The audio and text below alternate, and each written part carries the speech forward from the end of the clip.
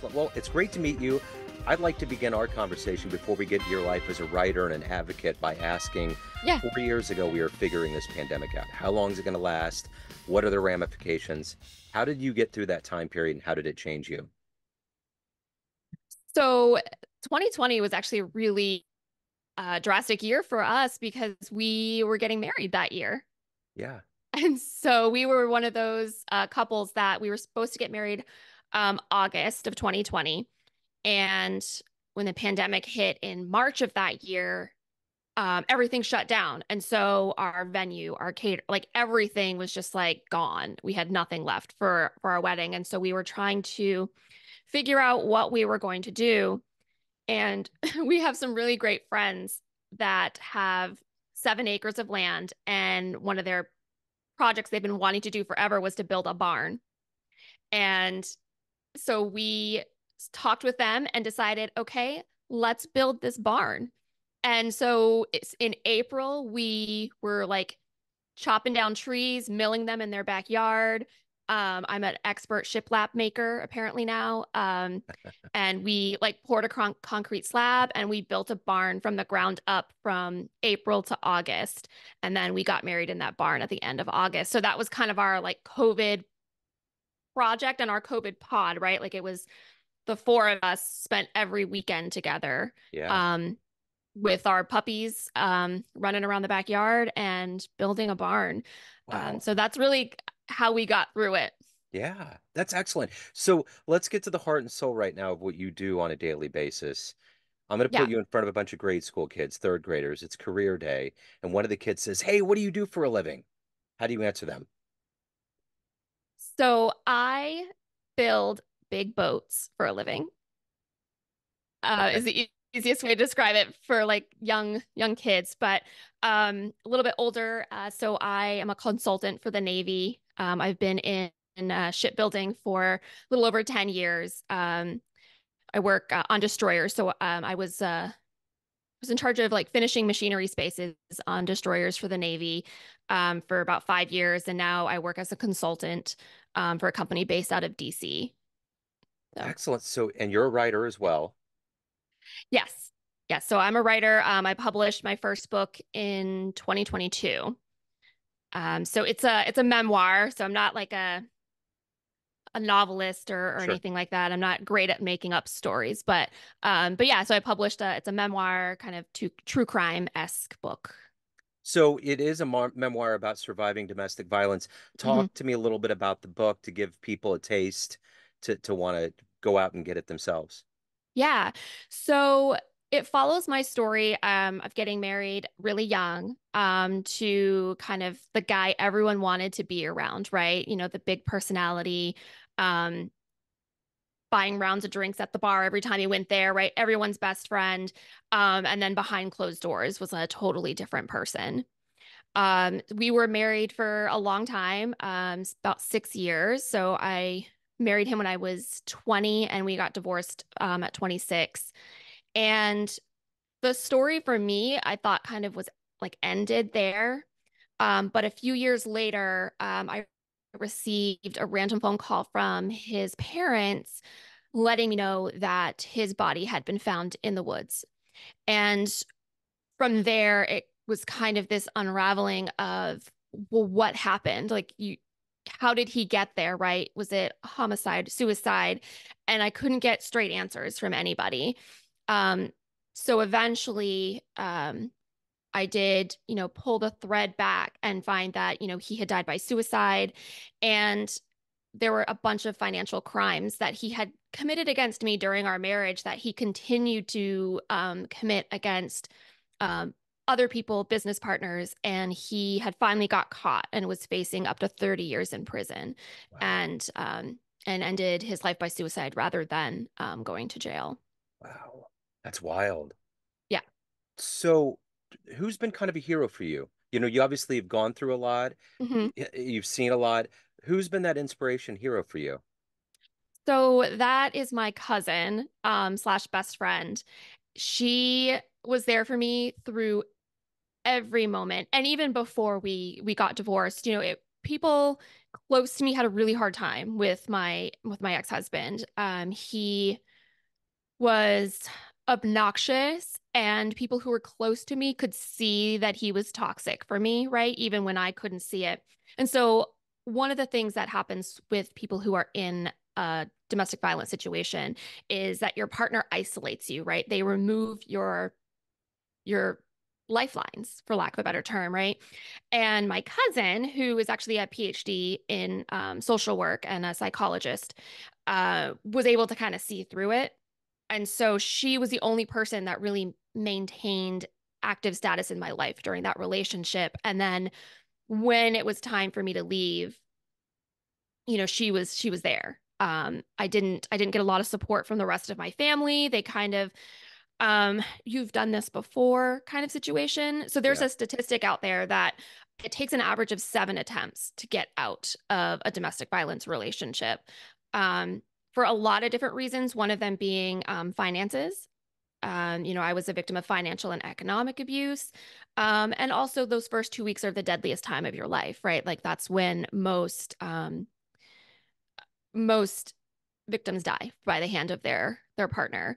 So having my cousin there was really the thing that kind of saved me and pulled me out of it because I could call her, I could talk to her.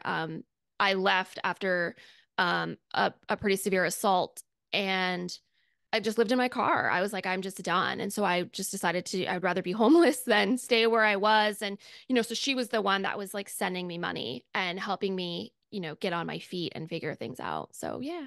Interesting. So, if you can meet anybody alive right now on the planet that you find fascinating, who would that be? Who would you love to meet and talk to? Okay, I would love to meet Kristen Chenoweth. Okay. Okay. I love her. When I was with my ex-husband, I was a voice student. So I have a bachelor's in voice performance, and I've performed a couple of her pieces, like The Girl in Apartment 14G, Glitter and Be Gay. Like I just love her so much, and I think she would be so fun to just chat about Yeah. singing and music with. Yeah, for sure. So let me ask you this. As a writer, what was the book growing up that you loved? Something that you've either gone back to or that was really big in your development? I've always been into a little bit more of like fantasy reading. Yeah. So I really remember The Lion, the Witch, and the Wardrobe, like the Yeah. Chronicles of Narnia series, and reading Hmm. those a couple of times. Um, and I was, of course, like I was a Nancy Drew girl too. I still love me some true crime. Yeah. I'm even more obsessed with it now that I'm like kind of the star of a true crime story of my own. But yeah, those Yeah. are the two things I really loved, kind of mysteries and fantasy. Isn't that weird how life is stranger than fiction? You've liked this kind of world and you were inadvertently thrown into that yourself. Yeah, yeah, it really is. That's Um, wild. Surreal. Yeah, for sure. So what is your motivation? What gets you out of bed every day to do the work that you do, to promote your memoir, to evolve as a human? What is that for you? I mean, that changes all the time, right? So when I first wrote this book, it was just if one person could read my story and avert crisis, right? Like Yeah. that was really what I was looking for. Um, since my book published, I've become a mom. So I have a 2-year-old. She just turned 2 the end of last month. And so and I'm now a mom of a daughter. And it's so important to me that she doesn't experience the things that I did, right? I grew up in a very traditional household and fell right into that traditional role when I got married, right? Where I didn't need to know what was going on with the finances, right? Because in my household, my dad, took care of all that stuff. But when I left my ex-husband, my finances were absolutely destroyed. I mean, it was horrendous. I was in tens of twenties of thousands of dollars in bad debt from him stealing my identity over the course of our 6-year marriage.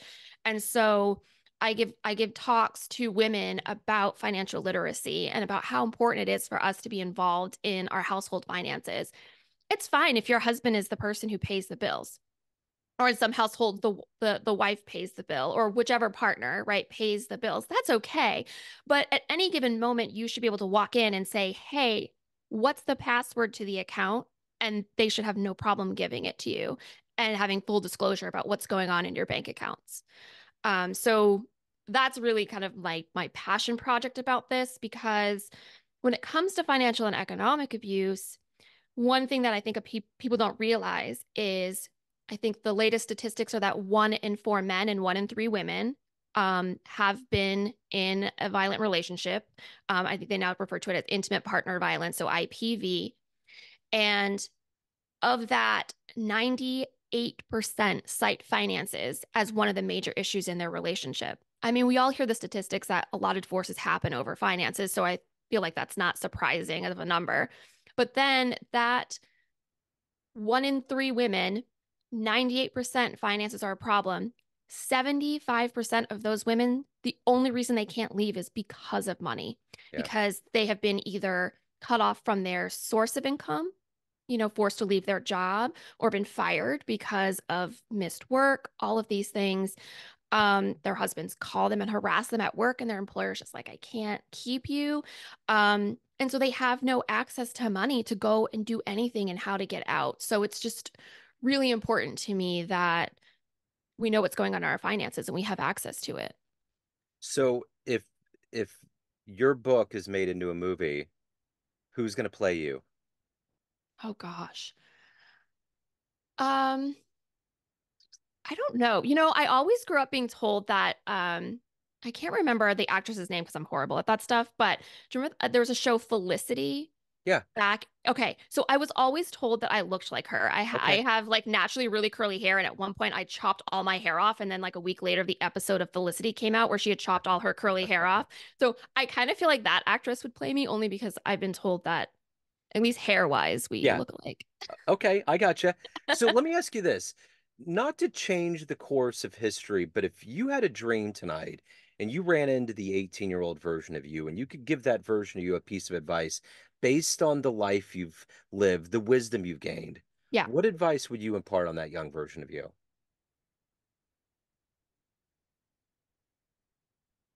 I was such a different person at 18. I hadn't really found my voice yet. I was very shy and I was very insecure.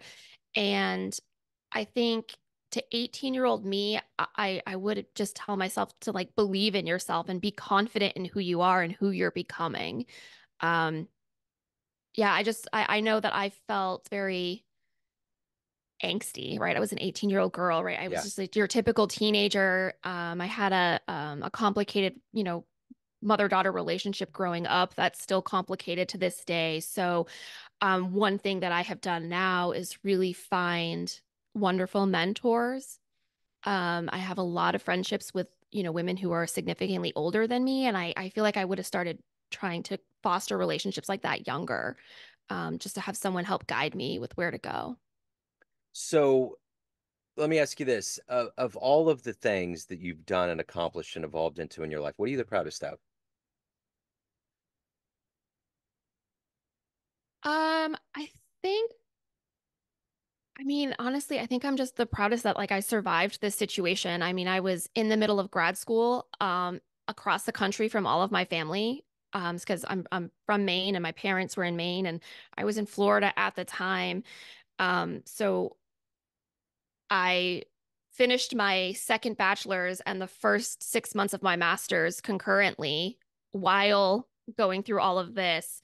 Over Christmas break is when I finally left and had that moment of, do I stay in school or do I leave? Like, what do I do? I mean, I'm living in my car right now, right? Like, and I remember calling the dean of I have an MBA in international business, and I called the dean of the business department, and I just was like, this is what's happening, and I think I need to drop out. And he was like, no, no, you're not dropping out.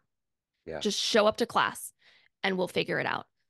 And I was like, okay. And I did. And I showed up to class and I finished my second bachelor's and my master's with a 4.0 GPA. Like I just pushed through, and there was a lot going on, obviously. And so I think that's kind of one of my proudest moments, is just the ability to kind of stick with it and see it through. So what's been one of your favorite responses from your book so far? Fan letter, somebody reaching out? What has that been? I've received it from a lot of people. So my favorite response is that they read my book and they don't feel as alone. Yeah. I randomly woke up one morning to a message from someone in Australia saying that she was walking her dog and listened to a podcast that I had done an interview on and heard my story, went and found my book, and she was like, I just don't feel like I'm so alone anymore, that there's other people going through this. And I mean, that just like makes me want to Yeah. just cry on the spot. Yeah. Yeah, that's wonderful. So everyone out there has a perception of you, family, friends, everyone you work with, all of your readers, but you're in control. You live your life. What's your Mhm. perception of you? Who do you think you are? I have kind of come up with this like one like tagline for myself recently.